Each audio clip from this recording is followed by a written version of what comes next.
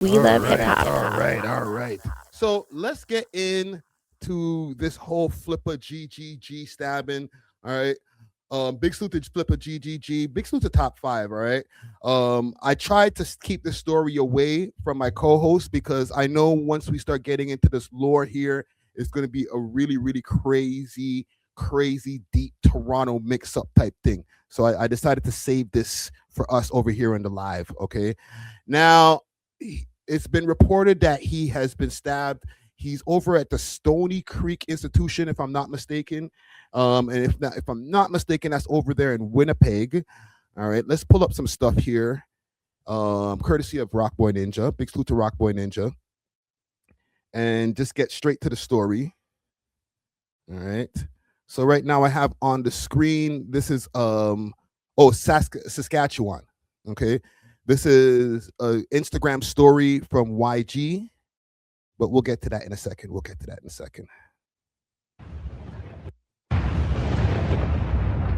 What's good, YouTube?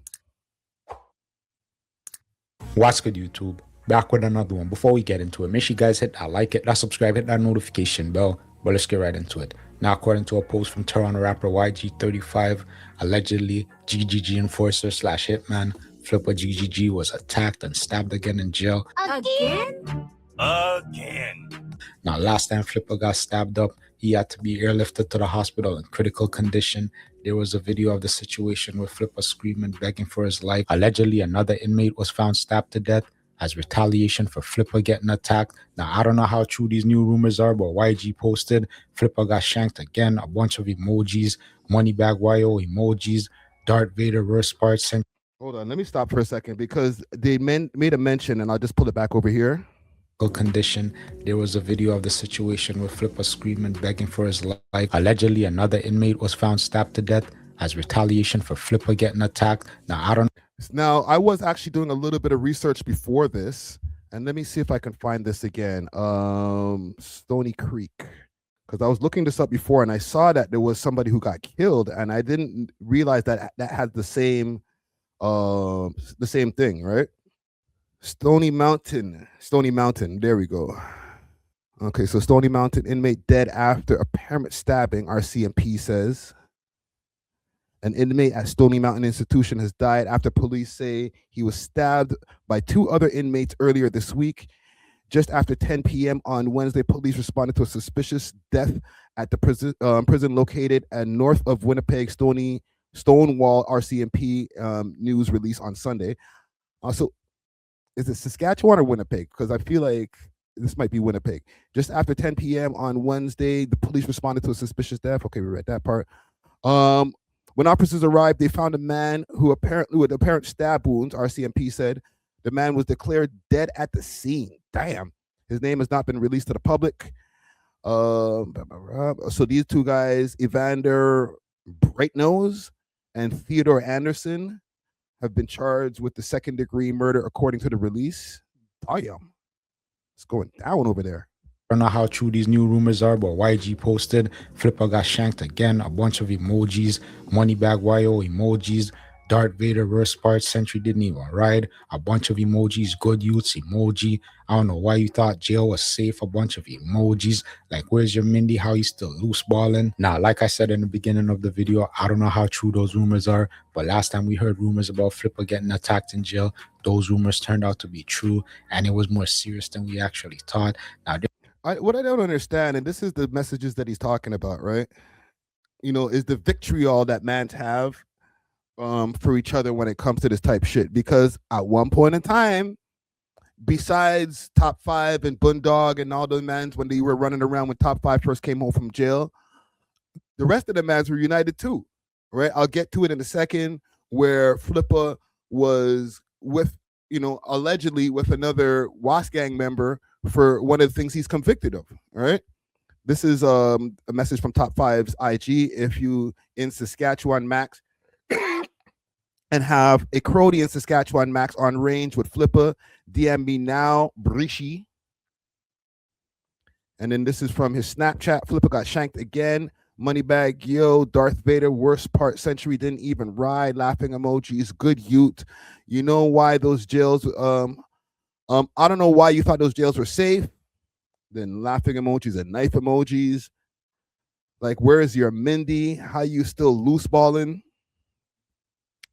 Just a quick translation, because I know not everybody is over here from Toronto could understand the slang like that. Like, I found out, and listen, this is also old head Ricky finding out some of these slangs too. The Mindy is supposed to be, I guess, the shank, right?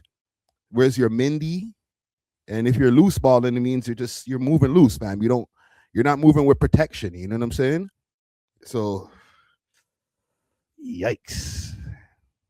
They're saying that Century GGG was there this time.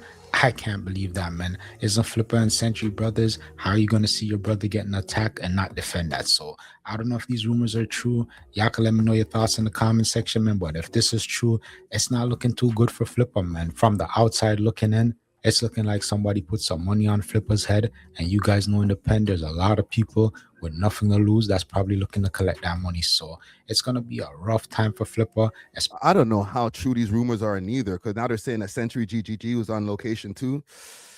That's a wild rumor. Especially him being found guilty of 2 murders. If he goes for his appeal and he wins one, he still has another one that he has to appeal and hope that he wins. So it's looking rough, man. I don't know how long he's going to make it, especially with people trying to stab him left and right. It's bad, man. Y'all can let me know your thoughts in the comment section, though. What do you guys think about Flippa GGG allegedly getting stabbed again? Hopefully it's not as bad as the last time where he had to get airlifted to the hospital. And what do you guys think about WhyG saying that Century was there, seeing Flippa getting attacked and never ride out for Flippa? Do you guys? Yeah, if this is true, that is very, very fucked up, because the last one was literally late last year, right? And it's like, damn, bro, we're already not even 5 months into 2026. Again, if this is true and you're stabbed again, that's a rough stay right now. Let me see if I can find some other shit on this, because I did have a video that kind of brought some of this together. And big salute to 6 Sounds, aka Child Support. All right, let me pull up the video here. It's telling me that it has inappropriate themes and stuff like that, but we're gonna play it anyway. Right? But like I was telling you guys before, at some point in time, these guys were united. Right? There's one of these crimes that Flippa is convicted of, that they said that he did a hit with a WAS gang member. So I don't know where all of the extra hate is coming from now. Let me see if I can let's go through this. We'll do a little bit of backstory and then we'll go to the alleged crimes or the convicted crimes. What's going on, supporters? Before we start the video, I would like to thank everyone for 3,000 subscribers. That's a huge milestone. I got a lot more content sitting in the vault, so make sure you like the video, subscribe, and don't forget to hit the notification Brother, I'm reading the chat. I see you, fam. Big salute to you, man. bell so you don't miss an upload. All of the information in the following video is already available to the public. Therefore, it will not be impeding on any past, pending, or current cases. So as always, sit back, relax, and enjoy the episode. A man in his 50s has died, and the search is on for the gunman following a shooting in Etobicoke. Here, there are a dozen markings or so on the ground there. It appears that it was targeted. It was certainly crowded at that time, and there's a lot of people that would have left before police arrived. Suspect approached the deceased, that there were multiple shots fired. It would be considered overkill in a situation. Holy. Deceased ran into the restaurant to get away from the bullets, and the waiting car drove away with the suspect in the passenger seat. So clearly, this looks to be a planned shooting.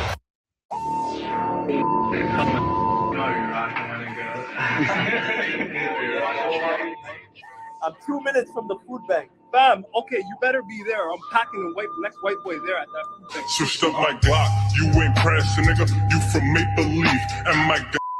Said Mohiuddin, better known as Flippa, came to Toronto from Somalia when he was an infant and settled in impoverished Lawrence Heights, specifically Jungle, which is where his parents raised him and his 5 siblings. Jungle has birthed some rare talent, from the lyrical and deep rap group Ghetto Concept.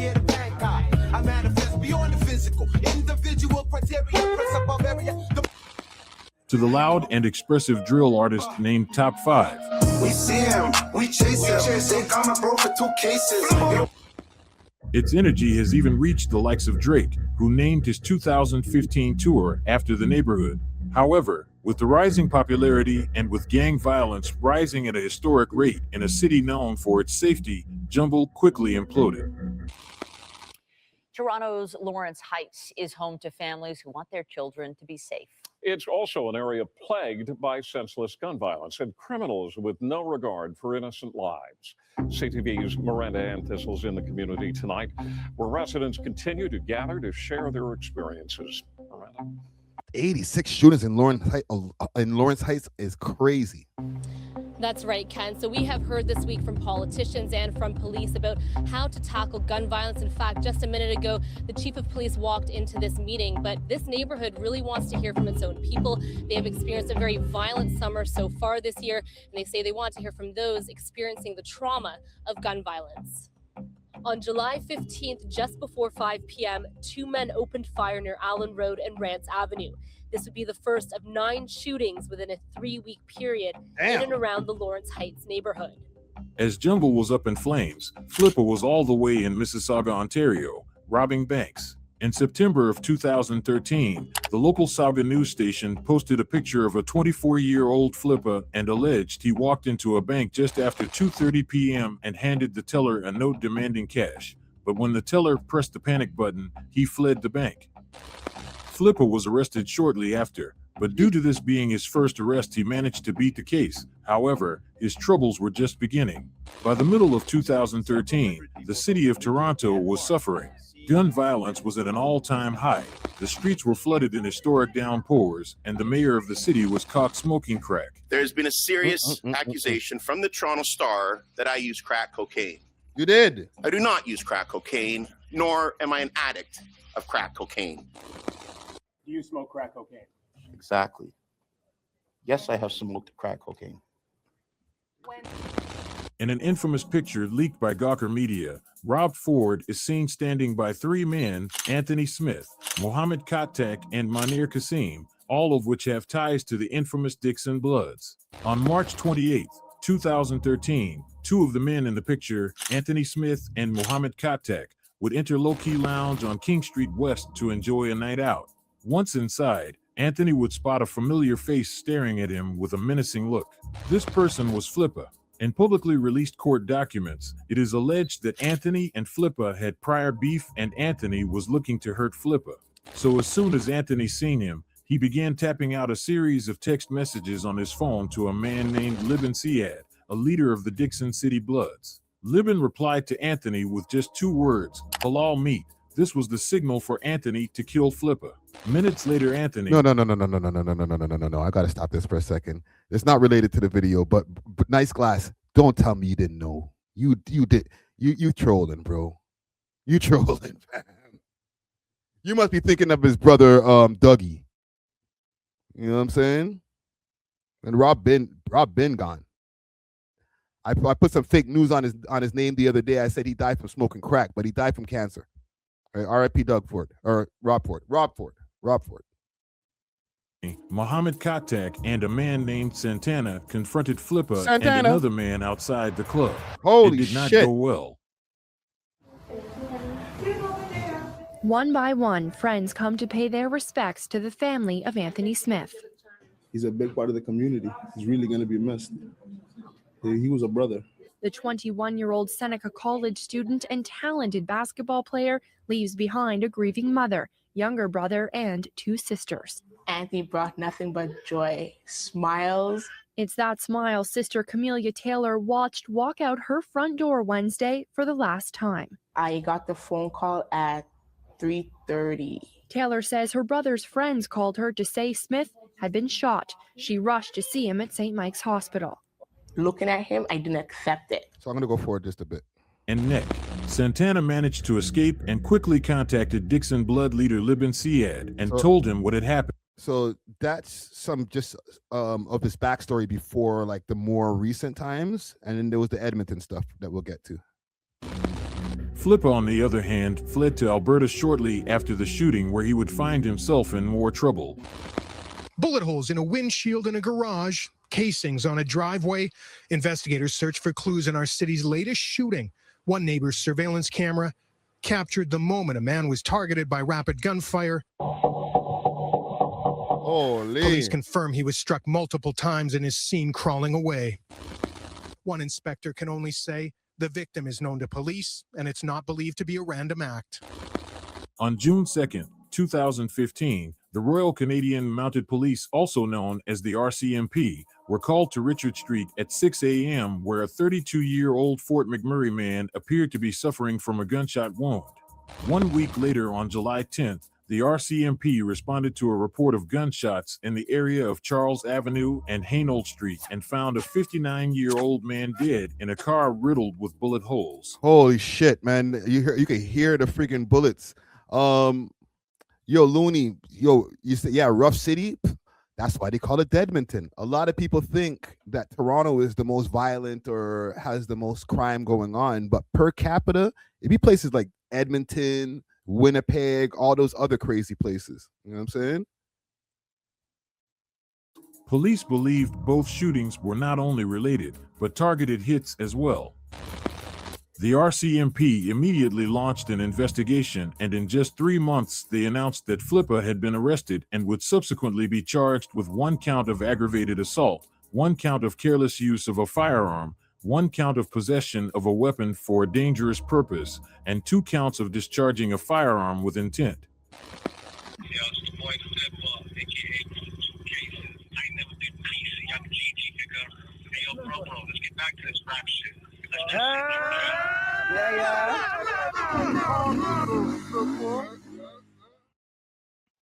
Smoking dope, getting tree high.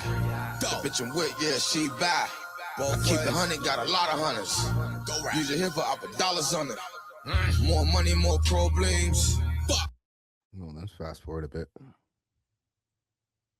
Publicly released court documents, it is alleged that Shots Up Mafia is a criminal organization involved in numerous robberies and drug trafficking incidents which were used to fund its criminal activities and acquiring firearms to protect its members and turf. Rival crews include Alexandra Park, Driftwood, and Jungle, all of which refer to themselves as Shots Down Mafia. It is alleged that Murda was originally the creator of Shots Up Mafia, while his older cousin Shaquille Bell, aka M. Locke, ran the group's illegal operations. Fast forward to 2013, Murda began a rap career that would immediately flourish as his songs reached hundreds of thousands of views, and at one point, 1 million. Everything seemed to be going well for Murda. However, with his face now becoming more and more recognizable, it wouldn't take long before trouble came knocking.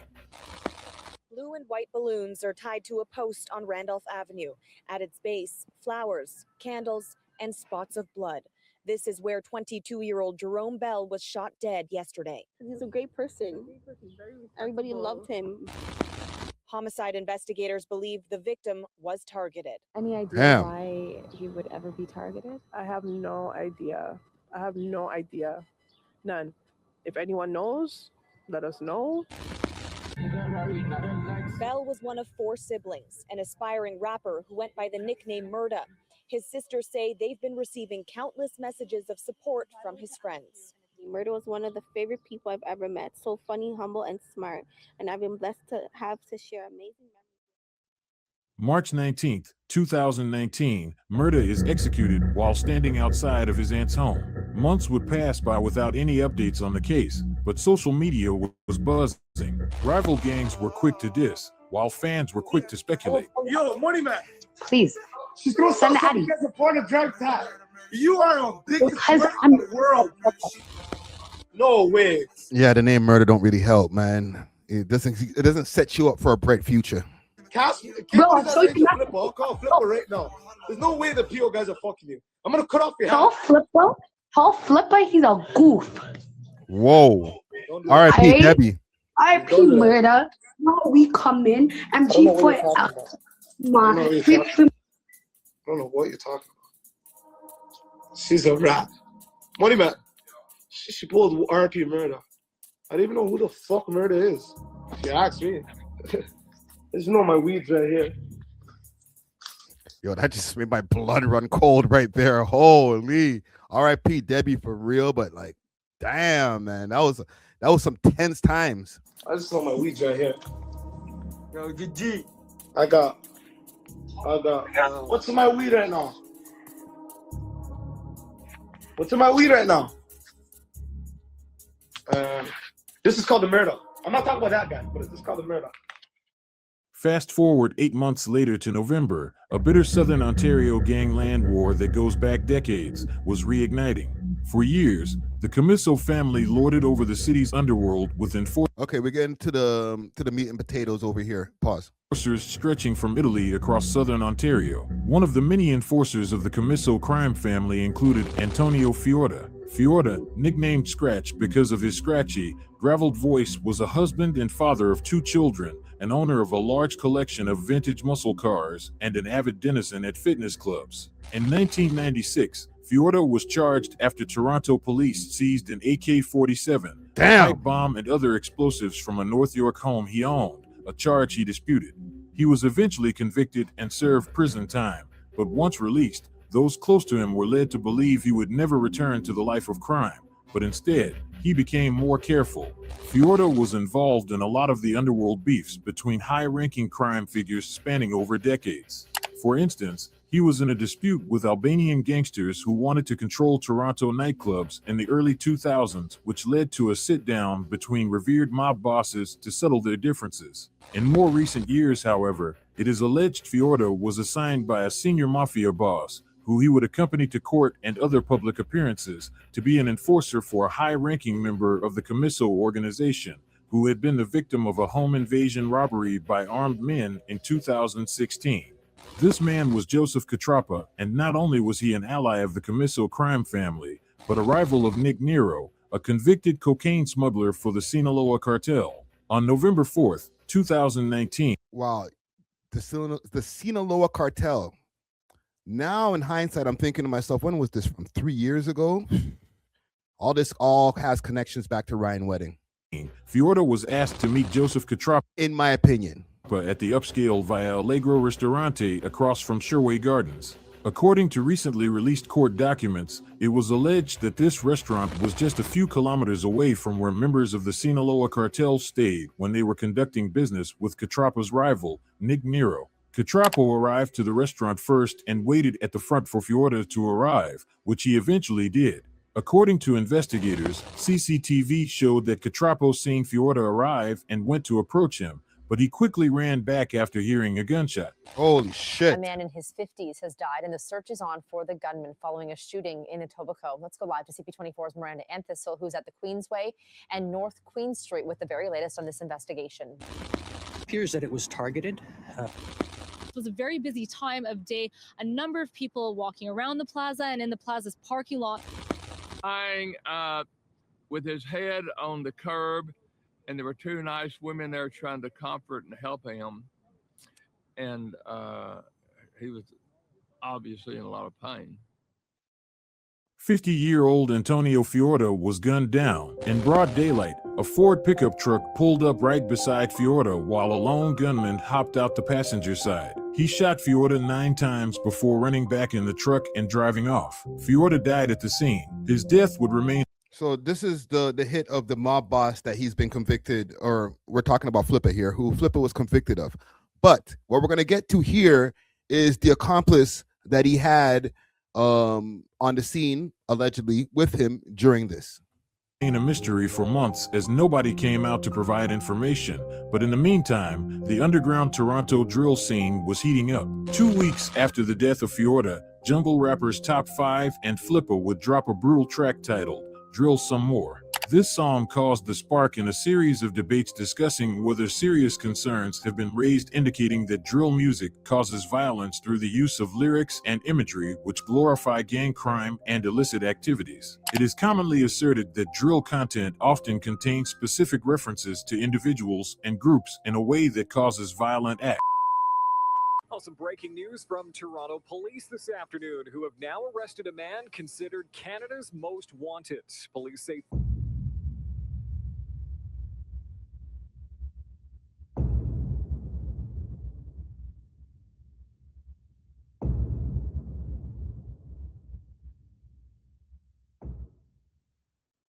Almost exactly 1 year after the death of Shots Up rapper Murda, Flippa was arrested in connection to his death. 2 months later, Toronto News would drop another bomb as they reported that Flippa, along with the late Driftwood-affiliated rapper YS, were implicated in the death of mob enforcer Tony Scratch. It would take 2 years for just one of Flippa's cases to reach the Superior Court of Canada, and that was the Tony Scratch case. Right, so they just showed there an artist by the name of YS who actually passed away a while back, right? YS. Let me just pull up one of his music videos here quickly. Holy shit, 1 million views. Damn, brother. Let me run down the ops quick with the coke like nuts quick. She's cute, but I benched it. VVS on my pendant. Just run me back, but I meant it. Sit her down like I'm Ken. Living the peas, theme song. I got the keys. Work a bitch, no paying the fees. Little fishy, then it gets with cheese. 2 models, but they got sore knees. I'm a crib. Right, so this guy YS was like a live wire in the Wasp gang, right? So they're saying that him and Flippa were the ones on the scene for the Tony Scratch murder, and they were paid upwards of $60,000, and they flaunt. Well, child support will explain it here. Rare sequence of events, deliberations would last just 2 months as the Crown prosecutor began trial by providing an abundance of evidence which pointed to Flippa being the driver of the getaway truck and YS being the shooter. Surveillance video at the scene showed the late YS ran after Fiorda and fired 12 shots at him, striking him 9 times. He then jumped back into the truck and Flippa drove off. Coincidentally, the Crown prosecutor also noted that the incident just happened to be witnessed by undercover OPP officers watching the restaurant as part of an unrelated investigation. One of the officers followed the pickup truck onto Highway 427 while getting a good look at the driver and the license plate before he lost him. Using surveillance video, police were able to recreate the path of the 2 men to a Tim Hortons, then an Uber to a downtown Toronto condo complex where Flippa was arrested several days later. Found on Flippa's phone the day he was arrested was Fiorda's home address, the kinds of cars he drove, the fact that he walked with a cane, and that he went to an LA fitness gym every weekday from 8 a.m. to noon. I forgot about all of this, man. They had all of that on his cell phone. Oh, man. No wonder they convicted him, bro. That was mad evidence. Evidence also showed Flippa was following Fiorda at the LA fitness regularly. The police also found several incriminating videos and texts, including a message exchange about the murder in which one of the people says they paid us $60. A video taken the day after the murder and played to the jury shows Flippa and YS celebrating as Flippa fans out $100 bills and talks about $60K. Another video shows Flippa holding bundles of bills in a tall stack. The Crown alleges this is the money given as payment for murdering Fiorda. Flippa urged police that they had the wrong guy, and his lawyer, Dirk Durstein, argued none of the surveillance footage and other evidence used by the Crown clearly identified Flippa as the perpetrator. Prosecutors Mike Wilson and Sean Horgan argued footage of the getaway driver matched Flippa's height, build, unique braided hairstyle, facial hair, and pigeon-toed walk. When discussing the phone with all pigeon-toed walk is crazy. These guys try to freaking pinpoint everything. The incriminating evidence, Flippa insisted the phone was a loaner from YS, who he labeled as a drug dealer with multiple burner phones. YS was killed 1 month after executing Fiorda, and his death is still a mystery to this day. Deliberations would last just 3 weeks as the abundance of evidence would assist the jury in quickly reaching a verdict. Said Mohiuddin aka Flippa would be found guilty of first-degree murder. Okay, so that kind of brings us back full circle to these posts over here. Where was my post? My Flippa GGG post. Let's go back to my links here. This is why I don't understand the vitriol that WhyG has. I understand that the 2 camps have beef, but they've done to the point where mans have done hits together. Like the amount of vitriol is what doesn't make sense to me. You know what I'm saying? But I do have a theory in closing as far as this segment over here. They said in this child support video, or sorry, Six Tails video, they said that YS was murdered a month after the hit on the mob enforcer. they did do a hit on a mob enforcer. Okay, so obviously this guy there, he's got rival mob. You know, he has mob rivals, basically, is what I'm trying to say.